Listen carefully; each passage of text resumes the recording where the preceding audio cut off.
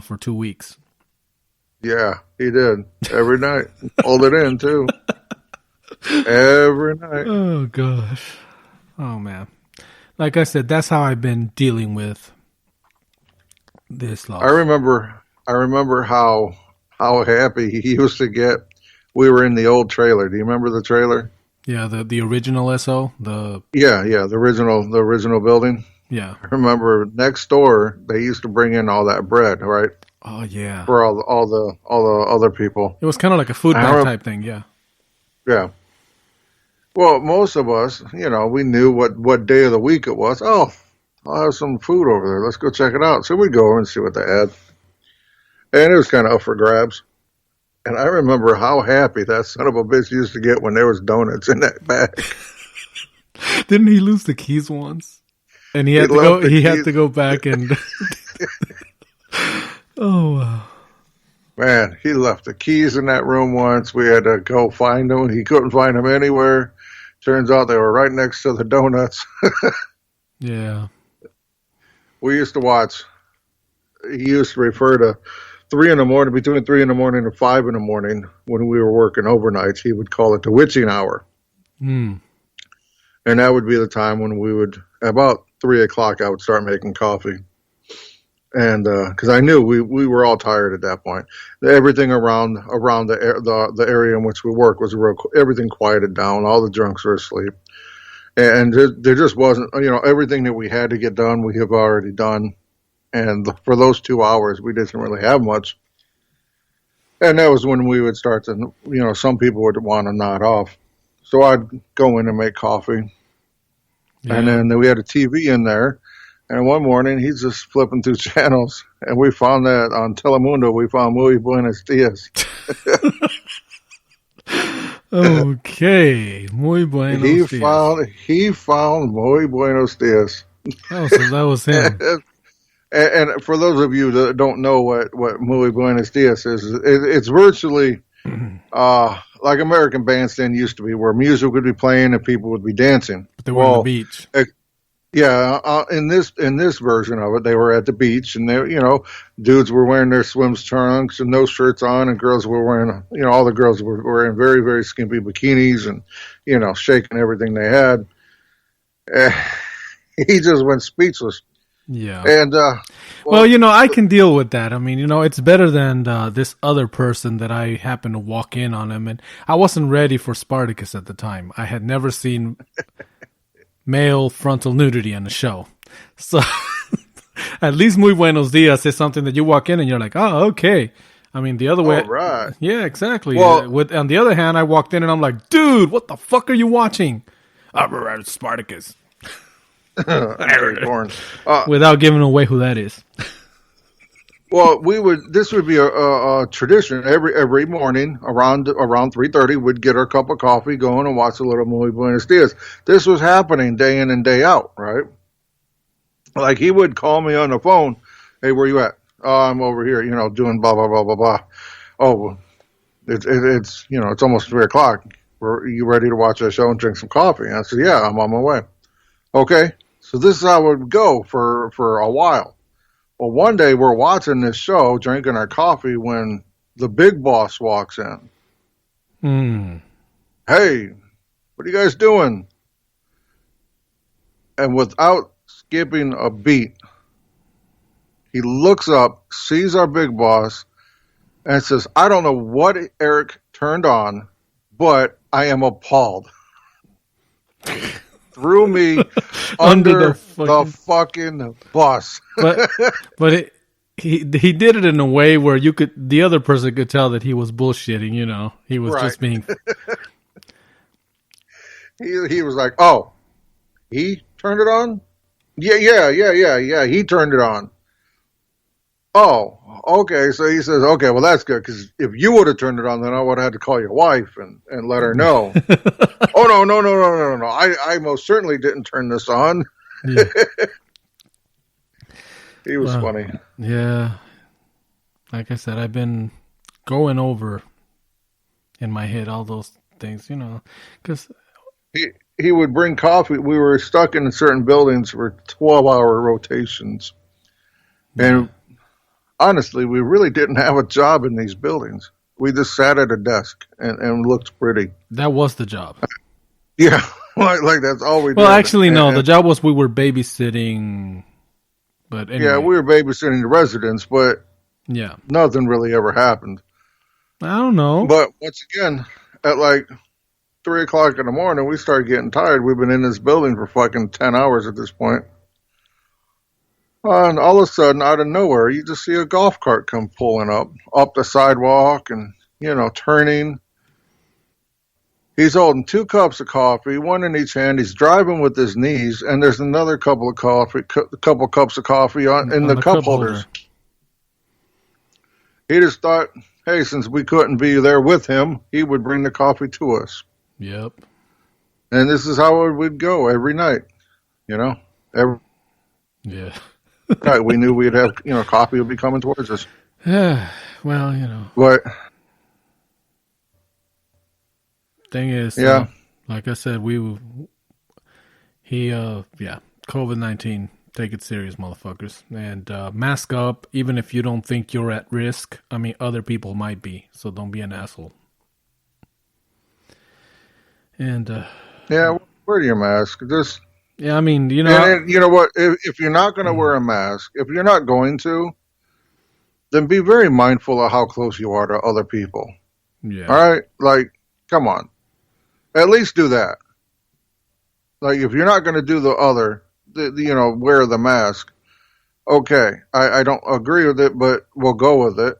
At least stay. They say 6 feet. Stay 8 feet away from motherfuckers if you're not wearing a mask. Fuck, come on. Because just because you ain't sick doesn't mean you ain't got it. Yeah, and even with the vaccine, I'm hearing that, okay, one of the effects is that it protects you, but you're still a carrier. You can still fucking get other people sick. So I don't know about that vaccine. I really don't. well, like I said, I'm waiting until one of the places of employment deems it mandatory. I'm holding off. Until they force you. Yeah, basically. That's why I don't want Robinhood to go away or on in any of those apps. I don't want you guys to fuck that up for me because I was just getting into the swing of things here, and you're just getting good at it. yeah, after 4 years, I mean, I started fucking with Robinhood since 2016, and I brought it up. I had almost three, and just nickel and diming it because obviously we're security guards. We don't make that much. Right. I'm like, what I'm saying is, there's been a couple of times where I've had over $35, almost $4,000 in there, and car breaks down. Sell the stock. Fix the car. Yep. And then once you sell stock and they tax you on your fucking gains at the end of the year and all that shit. So I mean, this time I'm doing it smarter, but then you motherfuckers go out there and decide to make an example of the Dukes, and I'm hoping that y'all didn't break the system because, I kind of want to get back in there and just push buttons and make money like I did the other day. I need to give that a whirl. I have yet to I mean, get in into all reality, with the Dogecoin, I probably made, I've invested a total of about maybe $90, and that's 2 years ago. And Okay. And I've just been holding on, and I got the little bug. I should have just held on to it, but I hit the sell button. So I invested $90 2 years ago, and I've probably collected about $450. Nice. Of those.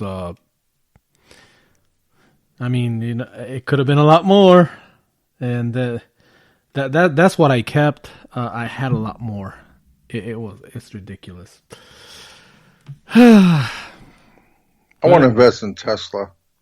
Tesla, you can do it through Robinhood or Webull. I got the other app too, just in case, because I guess with Webull, if you're just using cash, they don't flag you as a day trader if you buy and sell the same day. Oh. Yeah, which Robinhood, if you do it once too many times, because it's apparently it's against the rules. It's one of those rules that the high and mighty have that you need to have at least over 25 G's to declare yourself a day trader. Huh. So, so if you're like buying and selling in the same day and you do it more than, I don't know, more than 2 or 3 times a day, boom, they can lock your account up for 90 days or so. That's messed up. It is. That's what I said. I was slowly on my way of thinking like, okay, I'm going to start buying this, selling here, working and still nickel and diming, investing whatever I can. Try to get myself up to 25 Gs. But then I found out about that other app, Webull, and hopefully this whole thing didn't fuck this apps. Right. I mean, because I was like, okay, I'm gonna use both of the. I was thinking using Robinhood for my long term investments and using Webull for like the kind of short term. The short term, the I buy today and I might sell today. Yeah. Yeah, I've never done it, so maybe I'll start. Oh man, the other day when I sold the AMC stock for $18, I was like, damn it. I'm like, oh, you know what? I was thinking if I was smart, I would have all this set up so that you, since you're in the East Coast and the market opens a lot fast, But when the market opens over there, it's what?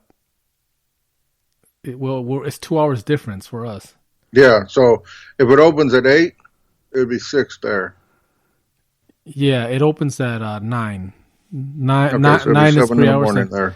Yeah, so 7 and 7:30 is just when you're on full swing. But I was just thinking because I was waiting for like 7 in the morning to hit so that I could hit the button because I couldn't. And I was like, damn it! I'm like, if I was smart and I had set it up so that dude could log into my account from his phone over there, I could be like, dude, get into my account and hit the sell button. No.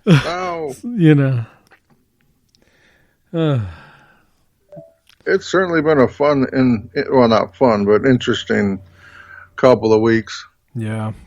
Like I said, January seems to be like the longest and shortest month. I mean, like it seemed like it was long because of all the shit that was happening. Well, and especially for us, I mean, the loss of a dear friend. It seems like this month's been going on forever, but at the same time, it's gone. It's one of those things. And I've had school this entire month, and you're getting ready to do the test, aren't you? Yeah, the 4th I have my actual test. I'm kind of nervous about it. You got this. Which is only like Tuesday, I think. You got this. You got this, bitch. You got this. Before you know it. Oh, it's Thursday. It's Thursday. The 4th is Thursday. Before you know it, you'll be joining Swift Party of 4. No, sir. No, sir. I will not. In fact, we have some companies coming in. I'm not going to name them. Yeah, okay. But they're talking about over-the-road driving at 32 cents a mile. Yeah. And one of the guys actually blurted out laughter at him. Because if Joe Biden gets his way at $15 an hour minimum wage, it doesn't. 32 cents an hour is lower than that. Guess what? The trucking industry doesn't work that way. Well, no. What I'm saying though is as it stands, 32 cents a mile does not equal minimum wage. You don't make minimum wage as a trucker. It's fucked up. I mean, there's times when you get a like. I remember the only time I made money was when they would shoot me from Phoenix to like I'd go from Phoenix to Fontana, California, and usually from Fontana I'd end up heading east. And apparently Columbus seemed to be like the trucking hub. The Mecca. Yeah, whatever. Everything revolves around Columbus. Somehow I would always end up in Columbus, Ohio. And but the only time that I ever made any money obviously was on that run from Fontana to Columbus. That was like the 1 week because back then they were paying 25 cents a mile. Ouch. Yeah, exactly. So It was like a 2,000 something mile because they figure it out. It's not the actual miles that you run in the truck. They've already